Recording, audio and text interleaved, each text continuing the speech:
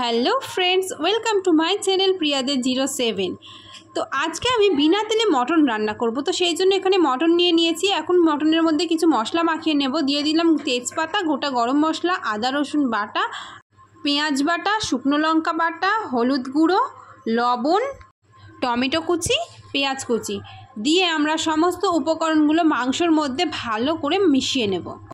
YouTube, Facebook খুললেই তো দেখতে পাচ্ছি যে সবাই বিনা তেলে মটন রান্না করছে। দেখতেও ভীষণ সুন্দর লাগছিল, কিন্তু টেস্ট কি করে করব? সেই জন্য ভাবলাম চলো নিজেই তাহলে ট্রাই করি।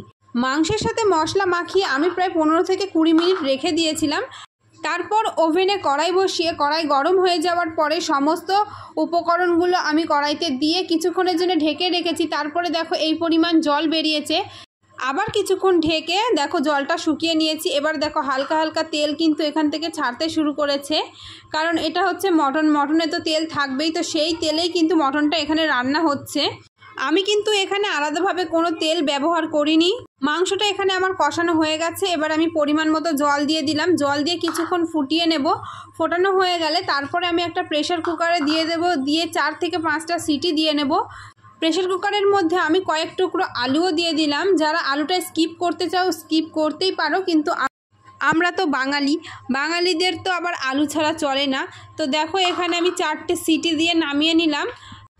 এরপর প্রেশার কুকার থেকে মাংসটা কড়াইতে নামিয়ে নিয়ে গরম মশলা অ্যাড করে কিছুক্ষণের জন্য ফুটিয়ে নিলেই তৈরি হয়ে যাবে বিনা তেলে মটন।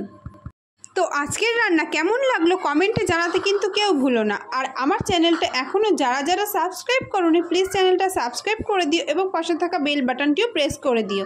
তো আজকের জন্য টাটা, আবার দেখা হবে।